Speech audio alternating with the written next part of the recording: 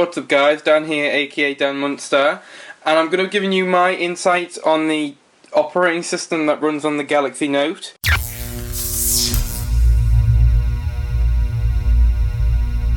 Now I'm just going to give you a quick insight actually. We changed the cover to the cover that we've shown you in the pictures on the unboxing to this brown one. Now this brown one actually clips into the back of the device, and you've got basically the flip there, and it's connected there, so you just take it off like normal. So I'm just going to put this aside, but I just wanted to cover that really initially just to say that's why it's a different colour.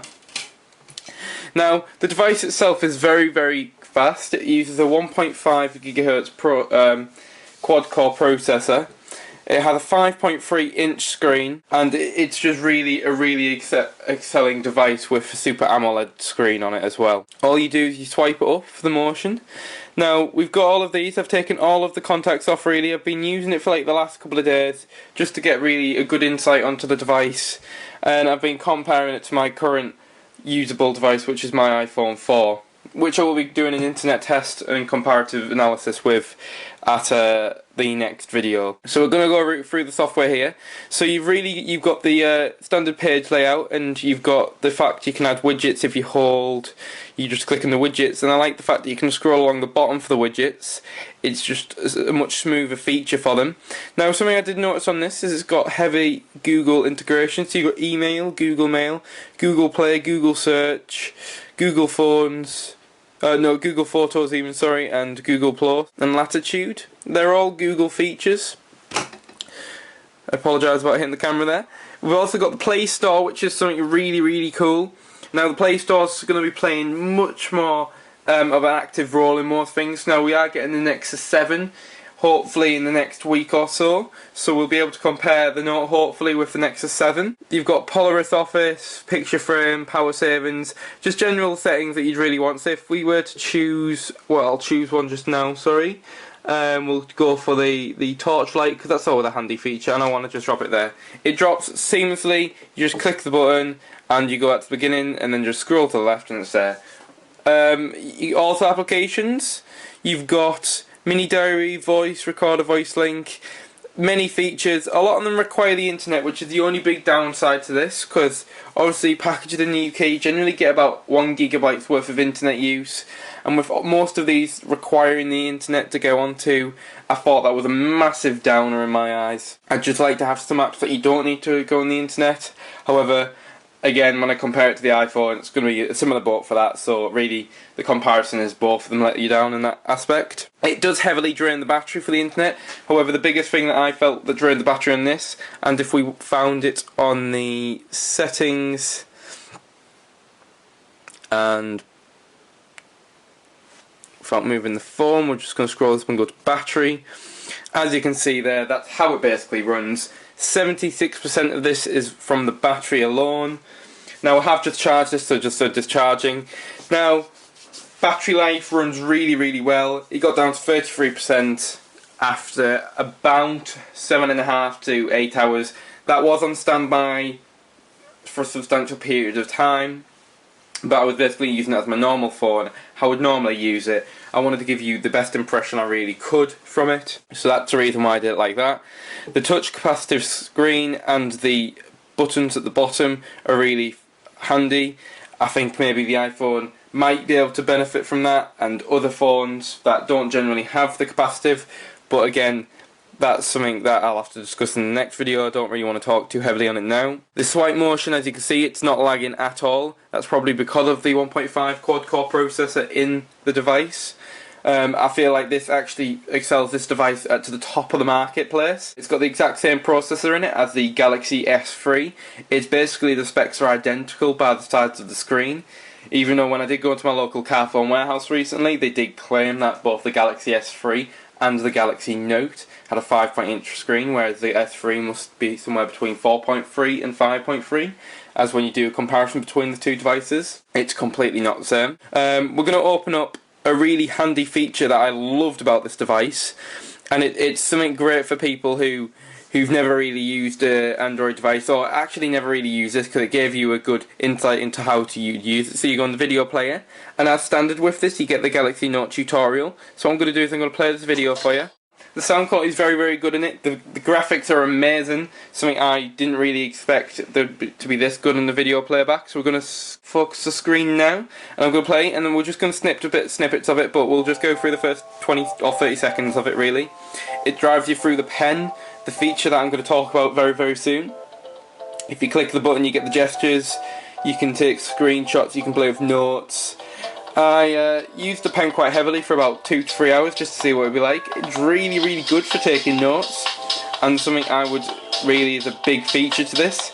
I did just take it because I've got an iPad as well, and I thought maybe the pen might work just on any capacitive screen. It doesn't. So Samsung have caught on to something very, very good there. However, my friend does have a Galaxy S3, and we tried to use the pen in that and it doesn't really work, so I don't know if they've kind of stopped themselves from an area of the market there. Maybe they could have opened it up to the S3, because people in the S3, he said he would have loved to have used something like that. And the screen again is quite large, so you could use something like that. However, this is designed to be a crossover device between that of a phone and that of a tablet. The video here is actually 3 minutes 48 in length, so it doesn't really take up too much of your battery or too much of your memory or anything like that, really. So it's just actually a really neat feature to have. Just zoom back out again. I'm going to get the pen out now just to play around with it. It's contained in the bottom right of the phone. It looks very sleek and professional. Just give you a close up of the pen. If my camera will close up on it. It's not going to close up on it. I'm not going to give you too much of a close up on the pen. You've got the pen and the device there. As you can see, it's not too large. It's simply a motion. You slide it around, you're going home. You need to make good contact with the pen is my only downside to it. So you need to be like that to get around the device. A big downer, not really, no. Side contact does work now and then, but when you're on the S Memo feature and you wanted to draw, so we'll wait for this to open. You double click to make it drawable, and then we're just going to draw something pretty awesome. So we're going to go to the options of pen. We're going to go for pencil style, and we're going to go for a mid pencil style. We want it in black, so we're going to close that, and I'm just going to write a quick message for you.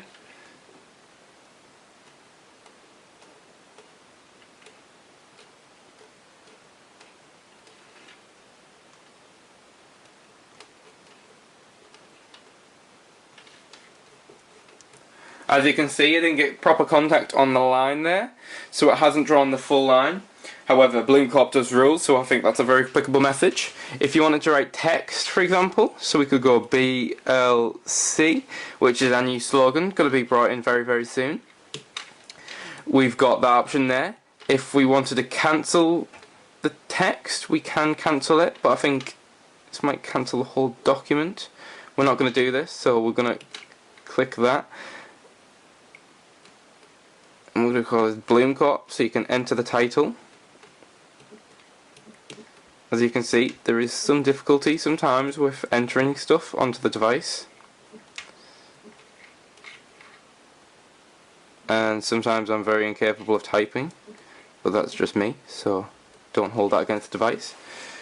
So if we wanted to save this, we've saved the memo itself. It's going to take us to the page, so we double click on it again. And we've got the memo there, Bloom Corp rules, called Bloom Corp. And we've got rid of that now. We're going to go back. So if you wanted to take a screenshot, what you do is you hold down this button here on the edge of this. So you hold it down. Make sure it's firmly clicked in, if you can get your fingers on it. Apparently I'm incapable. And you click it and you're down. See what you want to do is you want to go to, it'll open up the screenshot immediately. And you can write in it like, again, you need proper contact,